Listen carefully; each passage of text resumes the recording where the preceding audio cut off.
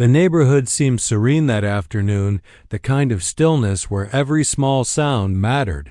Heavy clouds sagged across a pale, washed-out sky, hinting at the possibility of rain. A soft breeze whispered through the trees, scattering fallen leaves along the silent pavement. Somewhere out of sight, birds chirped hesitantly, as if worried their song might disturb the delicate calm. To anyone outside, it was a postcard of peace, a tranquil scene perfect for losing oneself in thought. But inside the modest two-story, home at the lonely end of the cul-de-sac, peace was nowhere to be found. 11-year-old Emily sat huddled on the cold tiles of the kitchen floor. Her knees were tucked tightly to her chest, her back pressed hard against the unyielding wooden cabinet as though she could melt into it and vanish. She wasn't playing. She wasn't hiding. She was surviving. From across the room, her stepfather Frank loomed tall and unrelenting.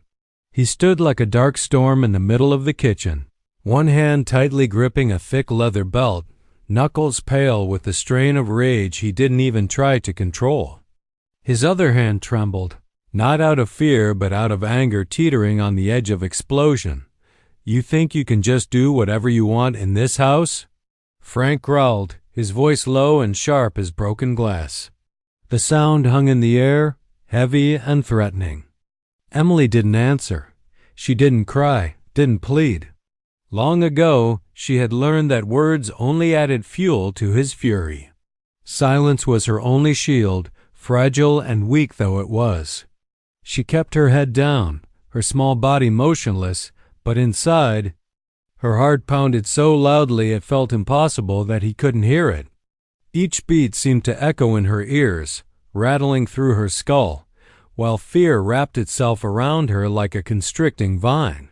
Outside, beyond the back patio door, an old German shepherd named Max lay on the weathered wooden deck.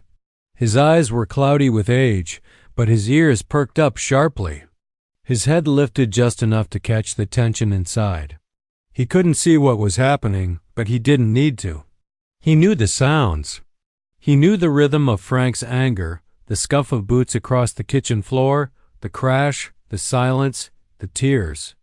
It was a pattern etched into his memory. Frank's heavy boots thudded across the tiles like slow, deliberate thunderclaps. Each step sent a tremor down Emily's spine. Her muscles tightened, her breath came in shallow bursts, and her body went still as if freezing would somehow make her invisible. But there was no hiding, nowhere to go. She wished desperately to melt into the floor, to disappear entirely before the inevitable came, and she knew it would. It always did. Frank took another ominous step.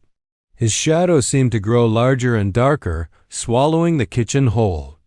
With a sudden raise of his arm, the belt snapped down, landing sharp across Emily's back. The pain burned hot and fast, cutting through her composure like a blade. But she didn't scream. She didn't cry out. She clenched her jaw so tightly.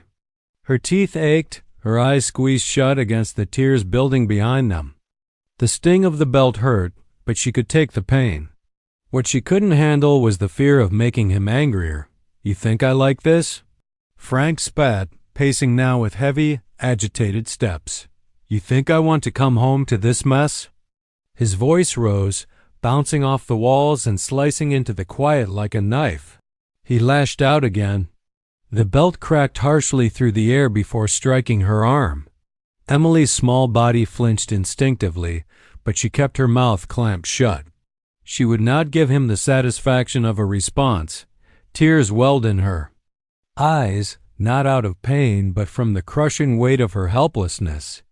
Her lungs felt tight, as though the air itself had thickened, growing impossible to breathe. Frank wasn't drunk. He didn't need alcohol to fuel his outbursts. Anger was his baseline, always simmering just beneath the surface, ready to overflow at the smallest provocation. His eyes landed on the kitchen counter where a glass of unfinished orange juice sat, forgotten and abandoned. His rage shifted gears, honing in on this tiny offense. "That's why. That right there," he snapped, grabbing the glass and holding it up like evidence in a court of his own making. Wasting things, no respect. For a moment, he stared at the glass, the silence stretching unbearably thin. Then, with a sharp flick of his arm, he hurled it to the ground. The glass shattered on impact, spraying shards across the kitchen floor. Some pieces skittered close to Emily's bare feet, glinting under the overhead light like tiny, cruel stars. Frank's chest heaved as he stood over her, his lips curled into a sneer. Clean it up. And if you cut yourself, that's your own damn fault. His words were cold and vicious, delivered without even a speck of concern. Emily gave a small, barely perceptible nod.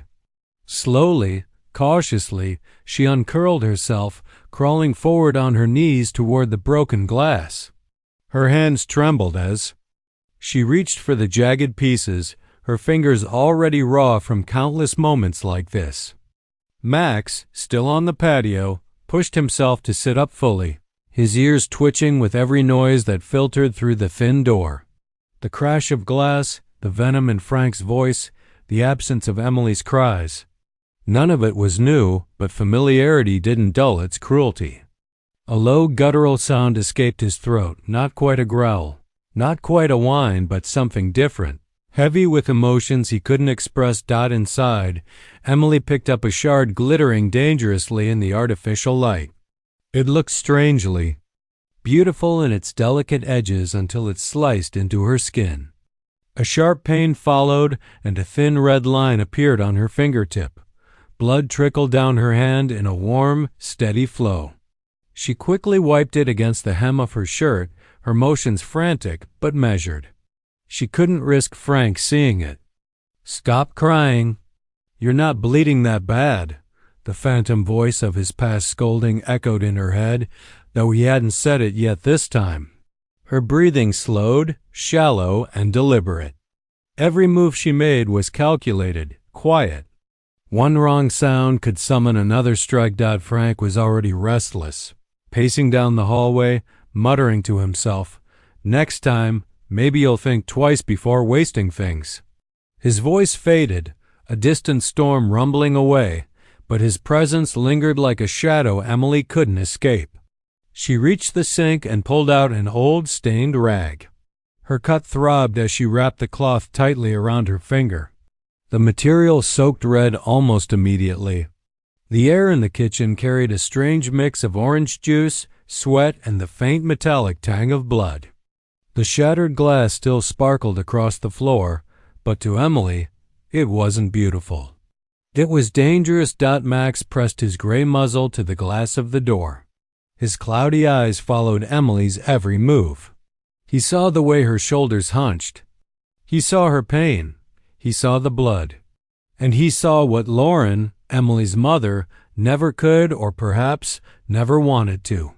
A low, mournful breath escaped him as he watched, filled with a knowing sadness only he seemed to carry, warning a kind of promise. By the time Lauren stepped through the front door that evening, the house looked almost normal. The juice was cleaned up, the broken glass gone. Emily had bandaged her cut with a piece of gauze and medical tape she found in the hallway drawer. Her long-sleeved shirt hid the growing bruises along her arms.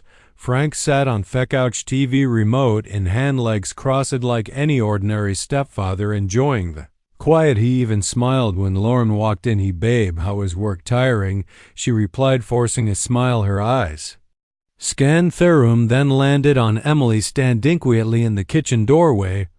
"What happened to your hand?" Lauren asked, walking closer. "Did you get hurt?" Emily opened her mouth, but Frank cut in before a word could escape. She dropped a glass cut herself. "Picking it up. I cleaned it already." Lauren looked from Frank to Emily. The girl nodded quickly, eyes down. Lauren hesitated. Something about the way Emily stood, the stiffness in her posture, the way she held her arm close to her body, made her chest tighten. "You sure or okay, sweetheart?" "I'm fine," Emily whispered. That lie had become useful memory. Lauren sighed and walked back toward the hallway. She didn't press. She didn't want to fight tonight. Note again. Frank muted the TV and looked over his shoulder. "She's just clumsy. Yaba be hurt too much." Lauren Didn't respond. She knew the pattern, the coldness, the subtle blame. The way he controlled the narrative so effortlessly. Dinner was Keith that night, no raised voices, no plates thrown, just silence.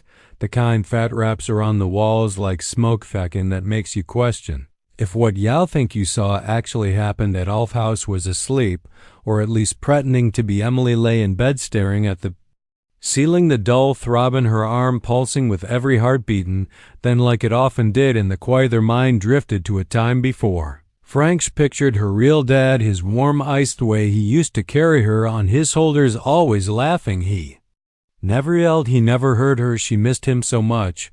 It felt like a second heartbeat. If only she could go back before the accident, before everything changed her. The day he died and left her in this new, quieter version of home her blanket clung to her damp skin. The air was heavy, like it carried secrets. She couldn't breathe right, not fully. The silence in the dark wasn't peaceful. It pressed on her chest like something alive. Quietly, she slipped out of bed and tiptoed through the hallway. She knew which floorboards creaked and which ones didn't. At the back door, Max was already sitting as if waiting for her. She opened the door slowly, letting cold night air spill into the house. It was freezing, but outside it felt easier to exist. Max limped toward her, tail swaying slightly, his old bones slow but steady. Emily dropped to her knees and wrapped her arms around his neck. He was warm, solid every time she held him. It felt like the world slowed down just a little. He didn't yell, didn't blam, didn't walk away. He was the only one who made her feel safe, like she could breathe again without fear. You're the only one who stays when I'm scared, she whispered, her voice cracking. Max pressed his nose against her cheek. He didn't bark, he didn't need to, he understood. Moments later, the porch light clicked on. Lauren stepped outside, wrapped in a blanket, hair messy from sleep. She said softly. Emily looked up, startled. Sorry, I couldn't sleep. Lauren sat beside her, pulling the blanket tighter around both of them. Are the kids actual still bothering you? She asked. Emily hesitated, then nodded. They calm weird. One boy pushed me last week. Lauren's jaw clenched. Why didn't you yodel me?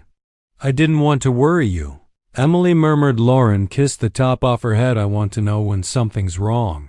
Even if it's small. Emily wanted to tell her everything she really did, but fear was too loud. It screamed louder than her mother's love, louder than logic. She felt trapped in her own silence, itching to reach out, yet frozen and infant. Moment wrapped in warmth but drowning inside. She had never felt more alone. It started with silence. Lauren had stepped out to run errands, leaving Emily and Frank alone in the house for a while. Said nothing, just sat at the kitchen table, flipping through his phone, sipping his coffee. Emily kept herself busy folding dish towels by the sink. Her eyes stayed low, her steps light, but he was watching and she could feel it. Finale, his voice cut the air like a knife. So you had a little chat with your mom last night? Huh. Emily froze. Frank stood up slowly, cracking his knuckles one by one. You think I didn't see the porch light? You think I don't notice when people start whispering behind my back? I didn't say anything, Emily said, quick, light voice barely audible. He took a step closer. You calling me a liar now? No, she whispered, shrinking. Frank's hand gripped her wrist tight and bruising. I told you what happens in this house stays in this house. You think you're smart, going to turn her against me? Emily tried to pull away, but yanked her forward. She stumbled, hitting the cabinet hard. Frank, please, she gasped. But it only enraged him more. He stormed off, opened the hallway closet, and pulled out the belt. Not just any belt, the thickened old leather, cracked and unforgiving. You want to cry, Wolf? He growled. Fine, I'll give you something real to cry about. Emily backed away, heart racing through him, spinning. Her hands trembled as she tried to shield herself, but it was no use. She was cornered alone, and this time she wasn't sure if she'd make it out. At the edge of the hallway, just behind the back door, Max stood still. Had heard too much for too long. Every muffled sob, every blow, every silent play. Sorrow in that house had soaked into his bones, and this time he couldn't wait any longer. This time he wouldn't let her suffer alone. The belt came down with a crack. Emily screamed, curling into herself, arms over her head. She didn't know what part of her it hit. Everything hurt her. Frank's breathing was heavy, his rage unrelenting. This is your fault, he shouted. You push me to this." He raised the belt again, eyes wild, and then a low guttural growl rumbled from behind. Frank turned. Max stood in the open doorway, one paw lifted slightly off the ground, his old injury still lingering, but his stance was firm. His ears were up, his eyes locked onto Frank. Frank scoffed, "Get out of here, mud." He raised the belt in Max's direction. The growl deepened, and then Max moved fast. In a blink, the old shepherd, long decades of training kicking in like instinct, he sank his teeth into Frank's forearm mid-swing, pulling with every ounce of strength his aging body could summon. Frank screamed, stumbling back, trying to shake him off, but Max held. One growled through his grip, dragging Frank to the floor. The belt slipped from his hand and clattered across the tiles. Molly crawled into the corner, shaking, watching it all unfold with wide-turgled eyes. She couldn't believe what she was seeing. For once, someone was fighting for her. Max released only when Frank stopped struggling. The room was filled with heavy breathing, blood smeared on the floor, and silence, terrible, aching silence. Then Emily moved with trembling fingers. She crawled to the kitchen phone, knocking it off the receiver and dialing 911. Her voice cracked as the operator answered. "Hello, I need help. You are shooting me. My dog stopped him. Please hurry outside." The wind howled inside. Max stood between Emily and the man on Pfeffler, tail low, chest heaving, ready to defend again if needed. The flashing redan blue lights painted the house in harsh pulses of color. Paramedics rushed through the doorway. Police followed close behind, hands on holsters. Ice canning. Emily sat curled in the corner off the kitchen, arms wrapped around Max's neck. He didn't move, neither did she. One officer knelt beside her. "Are you hurt?" he asked gently. Emily nodded, eyes glassy. Her voice barely rose above a whisper. "Hugh is hitting me, Max." He stopped him across the room. Paramedics worked on Frank. His arm was badly torn and his face pale from shock and blood loss, but he was breathing. Lauren burst through the door minutes later, breathless, still holding her car keys. "What happened? Where's Millie?" Her eyes found her daughter's, mirrored with dirt, blood on her sleeve, her face pale. "Emily."